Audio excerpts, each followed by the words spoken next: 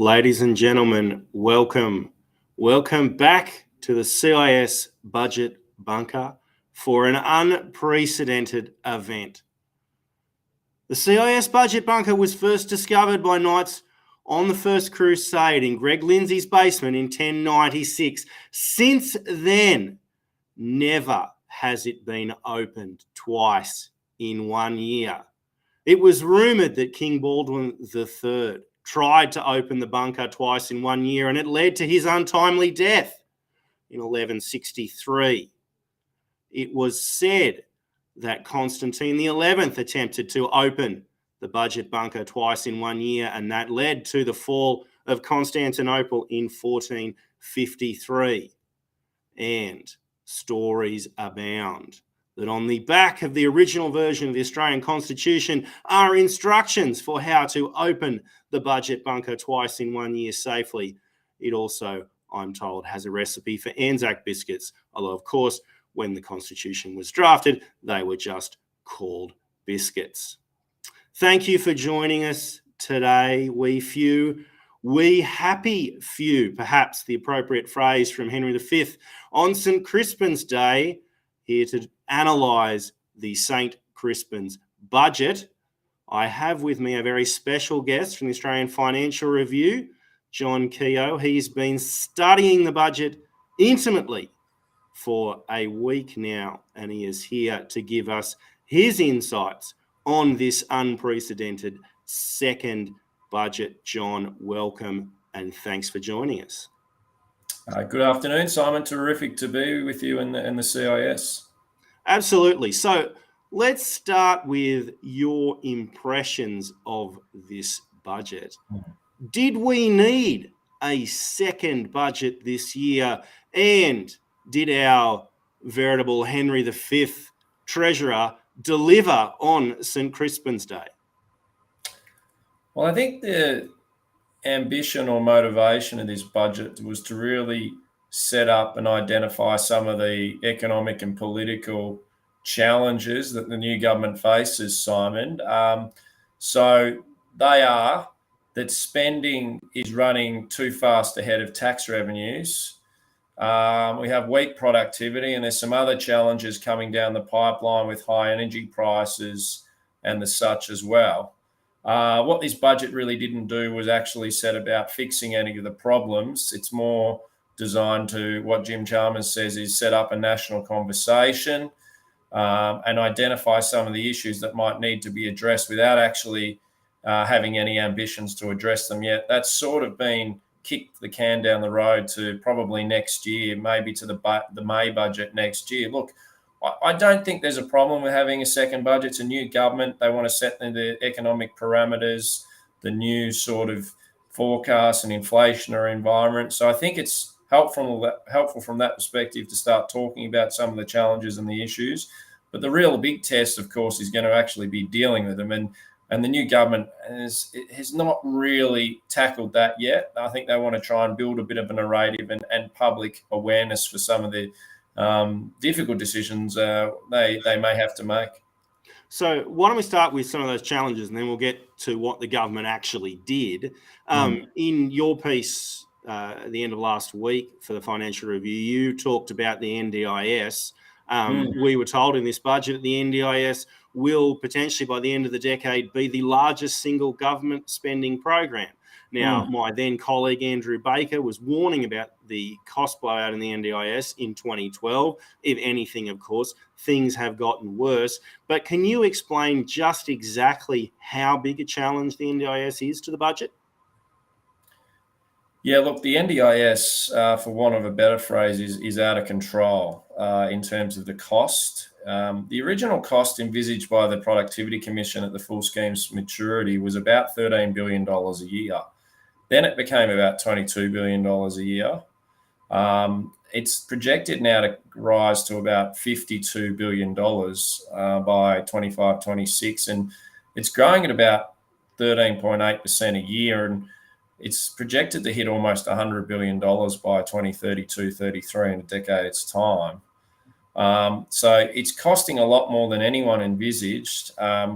And there's really three big cost drivers of it, just to lay out what the facts of the situation are. One, people who are going onto it aren't coming off it like was originally envisaged. Originally, it was envisaged people might get onto it for a short to medium amount of time, particularly those with sort of less severe disabilities or challenges. And we'd invest in them, they'd improve, they'd become a bit more independent, and maybe they'd move to other support programs that are less all-encompassing. Two, children, a lot more children on it than we realise, and largely this is autism. A lot of people on autism are now coming onto the NDIS of different severities. About 1 in 3 participants overall on the NDIS have autism now. I'm not sure that was originally envisaged when this program began. And 3, the other big cost driver is people. You're not eligible to be on the NDIS if you're 65 or over. You can't join the NDIS. But if you're already on it, and say you're 64 and you turn 65, you're eligible to stay on it. And a lot of those older people are staying on it because it's so much more generous than the aged care packages that the government provides for home care packages, those sort of things. So they're the 3 big cost drivers. Worth pointing out, it's not means tested. There's no co-contribution. It's uncapped.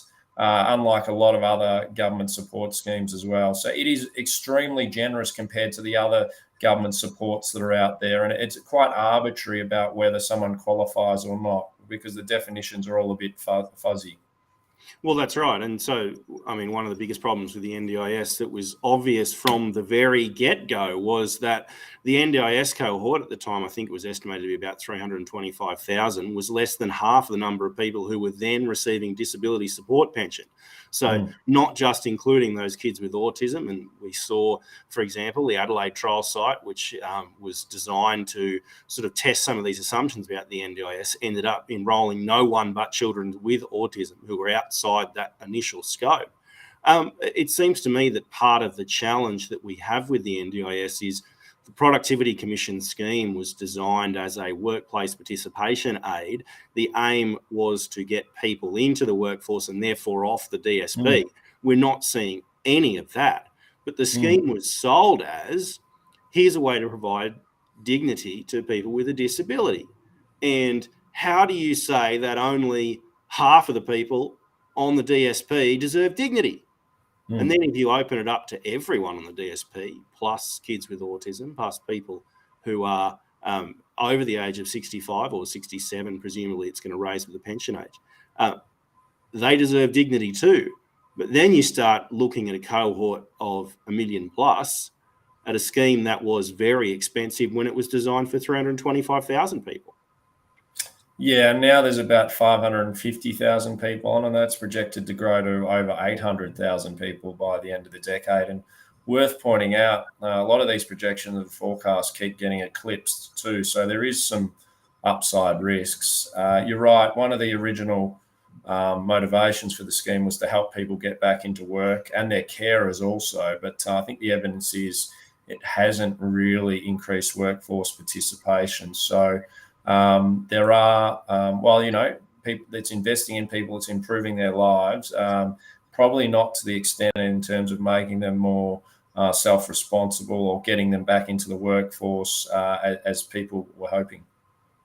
Speaking of workforce participation, the government was touting 2 more workforce participation measures in this, one in childcare and one in maternity and paternity leave, parental leave. Just take us through what the government has announced in those 2 areas and whether or not those measures are going to have a significant impact on workforce participation. Yes. So just on the childcare subsidy, they announced during the election, implemented in this budget, an extra $5.4 billion over 4 years for higher childcare subsidies. Essentially, it would be particularly generous for people on or couples in middle to high income earner range. So I think it phases out around for a couple earning about $550,000 or so a year. So it's more generous than at current. The idea for this would be to increase workforce participation, particularly of females who might otherwise stay at home. I guess as an economist, the one question mark I'd have over this, Simon, is what's it doing to expand childcare supply? Because we know if you've got a fixed supply of something in economics and you push up a subsidy on it or push up demand for it through a subsidy, it just increases the price of it. And I think that's what we've probably seen in the past with increased childcare subsidies, is it ends up pushing up the price. And I would prefer to see the government encouraging the expansion of childcare supply, be it centres or childcare workers, because that's the real shortage issue we have at the moment. Yes, it's not cheap for parents. I acknowledge that. It's a sort of a tricky few years when you're trying to balance work and children. But that is a bit of a shortcoming, I think, that ultimately we'll probably see in another couple of years. It doesn't kick off until July next year. We'll probably see complaints from parents that childcare fees have gone up by a lot, and that's probably because we're tipping a lot more money into it without increasing the supply of it. Well, not just that, right? It hasn't addressed the fundamental contradiction at the heart of the childcare system. We have, since the introduction of the quality framework about a decade ago, childcare has become this hybrid monster. In one sense, it's designed to enable female workforce participation. In the other sense, it's designed to be an early childhood education scheme. And in many respects, those two things are actually in conflict. If you say, what is it that parents need, particularly mothers need, to get back into the workforce? It's cheap, obviously safe, but cheap childcare that is flexible and designed to meet working parents' needs. However, if you wanted to deliver an early childhood education scheme, what you need is centre-based care, fixed hours, long-term, and I think significant participation from most of society. And those two things are just simply working at a cross to each other. So we have a system that's designed to do two contradictory things, and the government's solution to that problem is put more and more money in on one side and hope that fixes it. Yeah, I think that's right. I mean, I think across the major parties, there's been a bit of an ideological difference, as you sort of point to, about what childcare is all about. I wouldn't want to be too black and white on this, but, as a general sort of rule, I think the Liberals have probably seen it more as a sort of workforce participation or babysitting sort of opportunity to get mums back into the workforce. Labor emphasises more the sort of early childhood benefits of, kids getting educated at a younger age from 3 years or more, because I think some of the evidence does point to, if you can get in, particularly for kids from lower socioeconomic families or, those sort of areas, if you can make early interventions, then their educational achievements do improve over the longer term. But there is an inherent sort of contradiction between those two things. And what we haven't yet seen, and this is flowing through, I think, or will flow through in aged care, we haven't yet seen action on the government's rhetoric about increasing pay for childcare workers. Now, one of the trade-offs, I think, and one of the reasons why we saw the unions so strongly backing the quality framework back in 2013 was this, let's say, recompense from increasing wages for more professionalised staff. And we've yet to see that flow through, but given that the staff costs are by far the largest expense for most childcare centres, if Labor does get its way and these workers get paid a lot more, that too will only make childcare more expensive and again work against the participation model. Yeah, there's no free lunch in any of this. I mean, I think probably most of us would probably acknowledge, childcare workers aren't paid particularly well. I do have some personal sympathy towards them earning more money at a sort of conceptual level, but then the sort of trade-off of that is that parents are already complaining about high fees. It's very unaffordable. So obviously, if you push up the wages in the sector, that's going to make it less affordable. And again, so there's no easy solution in this. The government, maybe it'll come in and give higher pay to childhood workers, as it plans to do in the aged care sector, but that doesn't come cheap either. And then, they're planning to do that in aged care. Does that mean that aged care is going to start to suck workforce employees from other care sectors of the economy too, if suddenly they get a big sort of government mandated increase or government paid increase in their wage. Well, and I think that's probably one of the challenges. I mean, so the budget outlines three priorities. One is this investment in a modern economy, which I think the government probably calls its childcare package and its parental leave package as that investment. Another one of them is providing cost of living relief. I feel like, well, you don't want to put too much of the boot into the government for this. It's hard for them to provide too much in the way of additional funding because of our inflation issue. But it's not clear to me the government did much at all to provide cost of living relief. And certainly what we've seen subsequent to the budget is the polls say people don't think it did anything for cost of living. Yeah, well, I'm thankful they didn't pour a bit more money into the economy because, I mean, cost of living relief, I think in the eyes of voters out there is probably cash handouts or the like. And that's the last thing this economy needs at the moment with high inflation. We're already getting quite a bit of cash handouts or tax refunds from the previous government's measures. For example, the lower middle income tax offset was doubled, and it's going to flow through for anyone who files their tax return post-July. So a lot of people would have done that recently and now be getting those higher tax offset refunds coming through. So there actually is a reasonable amount of inbuilt support already. I definitely don't think we want to be adding to that in a pro-cyclical inflationary way, given we saw last week inflation's already 7.3%. The Reserve Bank said yesterday it's going to hit at least 8%. So I think it's wise for the government to show spending restraint, not just on cash handouts, but more generally. I mean, I think actually probably the government could be doing more just to pull back from contributing to aggregate demand in the economy at the moment, given that unemployment's very low, inflation's high. If ever there's a time for a government to reduce its footprint on the economy, it's this sort of environment. What did you think of some of those forecasts in the budget? I mean, I think if there's a point that could be made about the desire of the government to have a mini budget in October, it was really about trying to reset expectations from the March budget's very optimistic view of the economy. But I still think, that being said, the government is predicting a Goldilocks scenario where inflation reduces slowly over time, growth remains relatively solid. I mean, I think perhaps the most interesting forecast for a government that was elected on this pledge of increasing real wages, the government is predicting a very modest real wage increase just before the next election, which seemed to be quite convenient to me.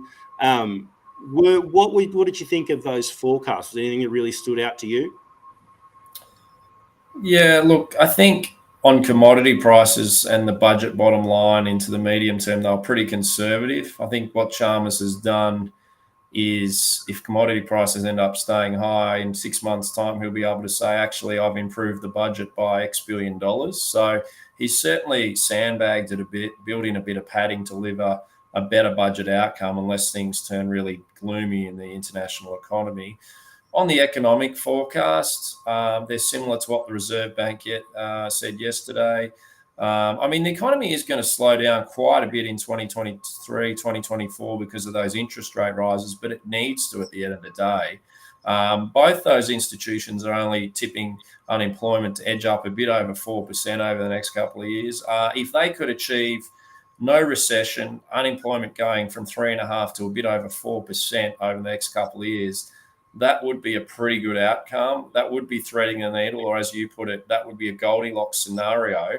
But I think that's going to be easier said than done, given everything that's going on in the world economy, tightening monetary policy, high inflation. Once inflation's sort of rampant in your economy, it's very hard to wring it out and get it under control. And, the United States, the UK are finding out now. Maybe we're only a step behind them. And we saw this week the Reserve Bank increased interest rates again by 25 basis points. I think that was sort of broadly in line with expectations. A number of commentators, including my colleague here, Peter Tulip, were suggesting that the RBA should have gone harder. Of course, I think a number of people have criticised the RBA for not going earlier on interest rates when it was clear that inflation was coming. What do you think of the RBA's performance and the extent to which it's contributed or not to some of these budgetary challenges? Yeah, well, there's no doubt they obviously got it wrong with their forward guidance last year, suggesting the interest rates weren't going to rise until 2024. We've now had 7 interest rate rises in 2022 and probably going to get an 8th next month. So they badly messed that up. And then they started a rate hiking cycle too late in May this year. It's now pretty obvious, with the benefit of hindsight, I should point out, but some people were pointing it out at the time, but not as loudly. They should have got things underway arguably earlier this year. Maybe it was late last year. Hard to know. We were coming out of lockdowns in Victoria and New South Wales in the back end of last year. But they did allow things to get away. Now, it's not just because they were late to the party that we have high inflation. Obviously, the war in Ukraine involving Russia and the sanctions on Russia have driven up global energy prices. But that's not the only reason we have high inflation. We also have high inflation because there was too much stimulus in the economy from central banks, from governments during COVID, and the economy rebounded a lot quicker than we thought. And households are cashed up. They've been spending strongly. Even after 6 or 7 interest rate rises, retail sales are still going pretty well. And that's sort of testament to the idea that actually people have got a lot of money. They've built up over $250 billion in extra savings during COVID, and they've been deploying that in recent months as the economy's been open. So I think there's a couple of things that we want to touch on before we close the door until May next year on the CIS Budget Bunker. And you are here on the CIS with me, Simon Cowan, Research Director, and John Kehoe from the AFR. Energy prices, you suggested that energy prices have been a key contributor to our inflationary issues.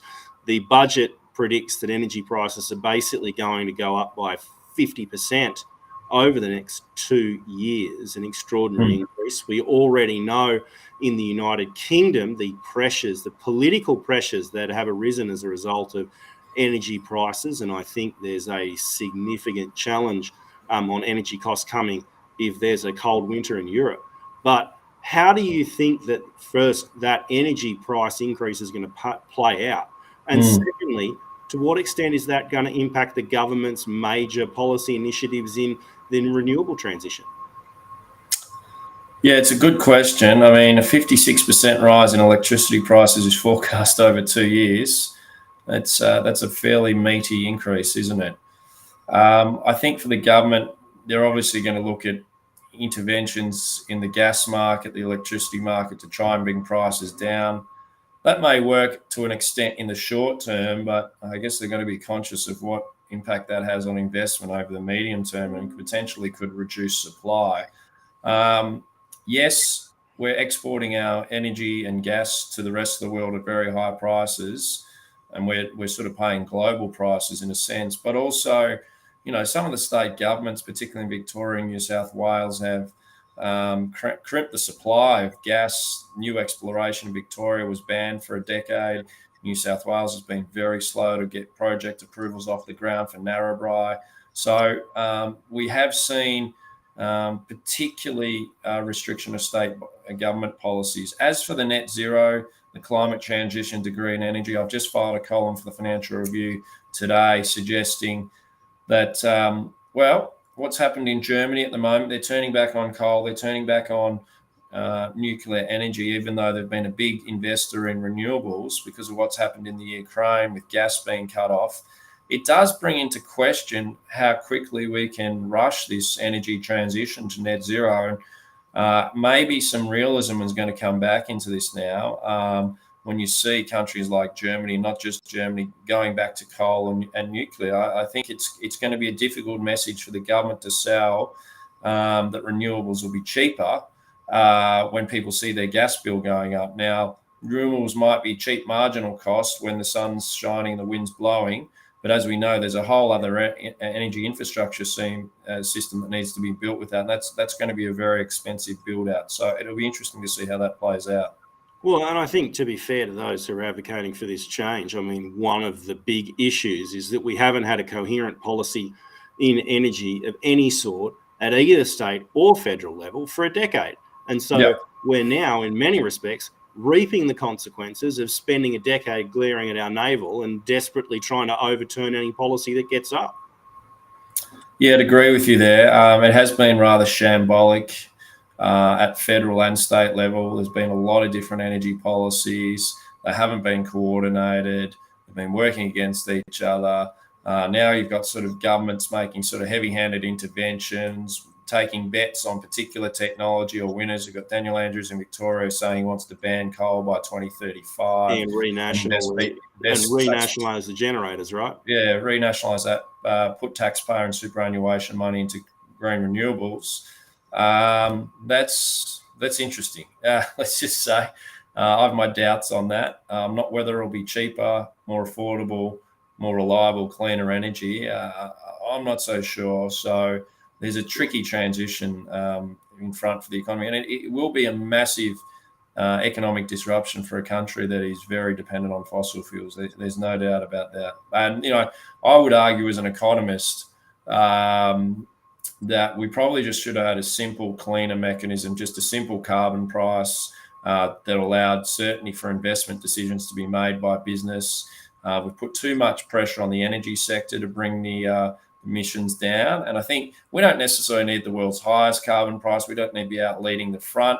It could be something in line with where the world average is at, but it'll probably be a cleaner and cheaper mechanism and give a lot more investment certainty to businesses, as opposed to now governments sort of picking winners, building sort of energy infrastructure themselves. And we know governments are pretty bad at picking losers, actually.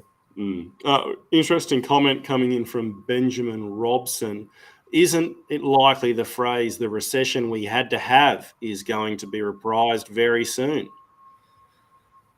It's an interesting question, Ben. It's interesting because Jim Chalmers, the current treasurer, did his PhD doctorate on the treasurer who said that, Paul Keating, the recession we had to have. Look, I don't know. I mean, I think Australia, it's plausible we do avoid a recession. The one thing we've got going for us in this country is we don't have a wage price spiral yet like the US and the UK do, that's contributing to their high inflation. If we get a wage price spiral, and maybe Labor's industrial relations changes could be a contributor to that over the coming years, that would be hard to avoid a recession then, because I think the RBA would have to raise rates a lot more aggressively, clamp down on inflation, and probably drive the economy into recession. But I mean, hopefully we can avoid it and have a soft landing. Well, one of the things that they do say about Australia is that we have skated by on our luck for a long time. Look, it would be remiss of us here in the budget bunker not to talk about debt and deficits. The Treasurer and Prime Minister are both spruiking the massive reduction in the deficit as a result of fiscal conditions improving. We do, of course, see a deterioration in the bottom line across the forward estimates, and the re-emergence, if it ever disappeared, of a structural budget deficit. Of course, deficits and debt become a lot bigger issue when you're paying interest rates with 4s and 5s and 6s in front of them, rather than when interest rates are 0.1%. What did you make of the rhetoric around reducing the deficit? The government says that it's a priority to get the budget back under control. One, do you believe that that is a priority for the government? And two, what do you think they're going to do about it? Yeah, we do have a bit of an issue in this country because we've got record high terms of trade, which is sort of export prices relative to import prices. But at the same time, we're still running structural budget deficits of, say, around about $50 billion a year. Now, previously, when we had tax revenue at these levels, we were running surpluses of about the equivalent of $20 billion a year or so. So the reason we've got structural deficit issue is because spending's so much higher. I'll just share this just share my screen with you, I think, if I can get this up, just to illustrate this. Can you see that, Simon, the audience there on your screen? No, not yet. You might have to explain that one to us. Okay. Sorry, I'm just attempting to show it. But Yeah, essentially what's happened is there's been a big blowout in government expenditure by about 2% of GDP a year. And just get this up now. How's that looking now? Oh, yes, there we go. So you can see the blue line here on the left-hand side, where average government has been around about 25 to COVID. Then we had the huge stimulus hit, but now it's settled back down at around 27% of GDP after COVID. And that's about $50 billion a year extra. And that's because of the NDIS, aged care, health, defence, and interest payments as well. So somewhere the government's going to have to try and close that gap. Now, the government made some very modest savings in this budget. They weren't big savings. And I think ultimately what's going to need to happen is the government is going to either need to cut spending more, or more likely, I think this government's more likely to increase taxes. And when they increase taxes, and it's interesting, actually, we've got a comment from my colleague, Peter Tulip, or at least someone pretending as Peter Tulip. Debt to GDP is projected to remain around 30%. Is that a problem? I suppose my initial response to that would be I would be very cautious about a projection of debt to GDP remaining around 30%, because we've seen a number of projections that it would be stable at a lower level than that, and that has yet to come to pass. So I would be less confident that a budget in structural deficit will remain at that debt level. What's your sense on that, the sustainability long term of some of these things, John? Yeah, I think Peter's talking about net debt there is about 30% of GDP. Gross debt's a bit over 40. Look, I mean, by international standards, it's not massively high. I definitely acknowledge that. I think the issue is more having a structural budget deficit that would perennially be in a deficit for the next decade, but particularly when we've got high terms of trade, record commodities boom at the moment. That sort of situation, you'd expect the budget to be closer to balance or in surplus. And I sort of see the structural budget deficit of being the bigger problem, a permanent structural budget deficit that could, down the track, become a bit of an issue with the debt, particularly in international sort of capital markets becoming more volatile. We don't know where bond yields are going. I think we're going to be paying about $70 billion a year in interest by the end of the forward estimates in about 4 years' time, according to the budget forecast. So I do think it would be better if we had a stronger fiscal position, given the high commodity prices in terms of trade. A debt's not an immediate problem, but we do need to be conscious of it as well, particularly in a sort of small open economy too. And each step that we take further down this deficit path and further down this debt path makes it less likely that we'll see reductions in the tax burden. And already I think we're seeing rumours and movement that the Labor government would really like to either reshape or abandon the stage 3 tax cuts.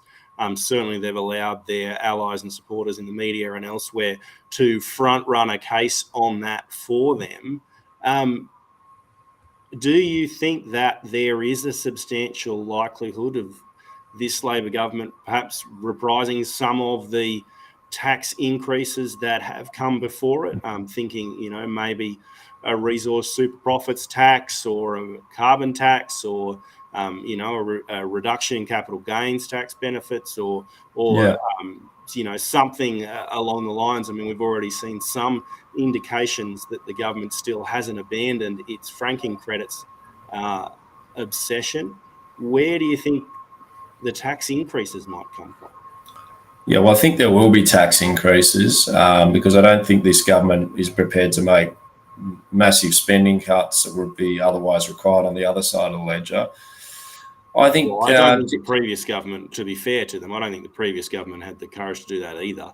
No, that's true. And look, I think there was something significant yesterday, because in the Reserve Bank's statement, they said they expect inflation to remain above the 3% top of the band beyond 2024, or to at least the end of 2024. So in other words, 2025. Now, Jim Chalmers has spoken about he doesn't want monetary and fiscal policy to be in conflict. Now, the July 1, 2024, that's when the tax cuts start.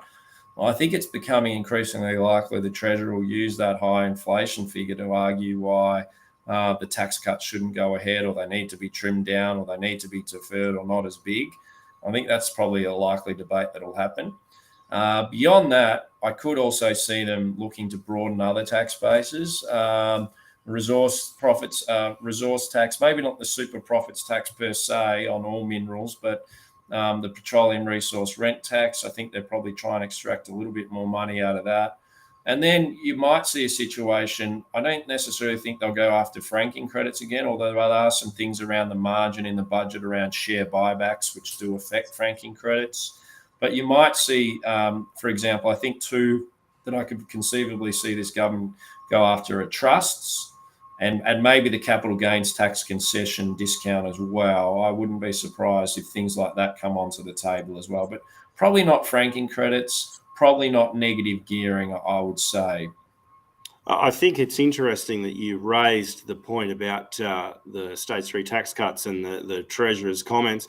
I thought it was deeply disingenuous of the Treasurer to raise the issue of the additional cost of that stage 3 tax cuts, because inflation has driven up the tax burden on people, and therefore returning some of that increased burden that has been created by inflation, driven by government spending, is somehow the fault of taxpayers, and therefore, now the tax cuts cost more. Yes, they cost more because with inflation at 7 or 8%, people are paying a lot more tax through bracket creep.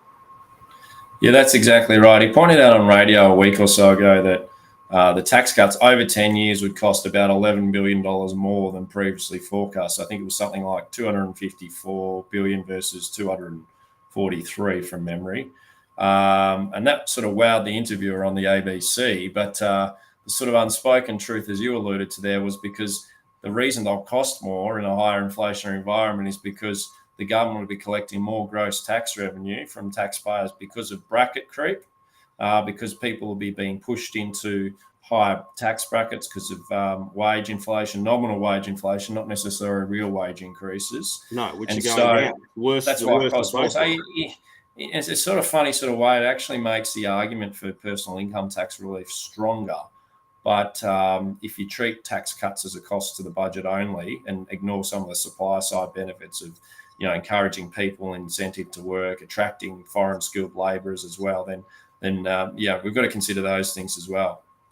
I want to close our session here at the CIS with AFR's John Kehoe. I want to close by putting on our forecasting hats for the May budget next year.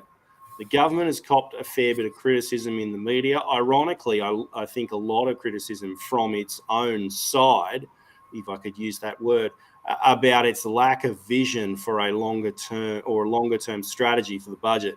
Do you think the May budget will contain that strategy, or will we see the Labor government sort of actioning its election promises, handing out to some of the groups that it promised it would give handouts to, but otherwise sticking the course?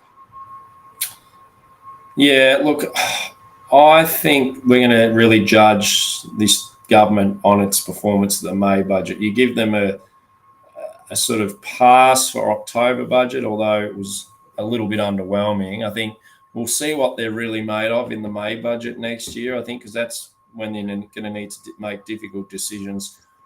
I suspect that we're probably going to see some tax increases. Whether we'll actually see tax reform, I'm hopeful we do, like maybe broadening some bases, but reducing other taxes such as personal income tax and the like, or even company tax. I don't think that's on the table, for example. But would we see an increase or broader GST? Probably not. So I suspect I'll probably be a little bit disappointed, but I'm holding out to give them a benefit of the doubt and judge them on their performance at the May budget, because I think that's the big one we're going to have to judge them on. Fantastic. Look, and thank you so much, John, for joining us today. And thank you for the viewers for coming into the CIS Budget Bunker with us for an unprecedented second time this year. I think the trip might have been slightly underwhelming in terms of both of the budgets to be fair. But at least you are here getting the analysis from the best in the business, John, and from me here in the Budget Bunker. On Liberty will return in 2 weeks' time. We've got a bumper schedule of guests for you for the rest of the year.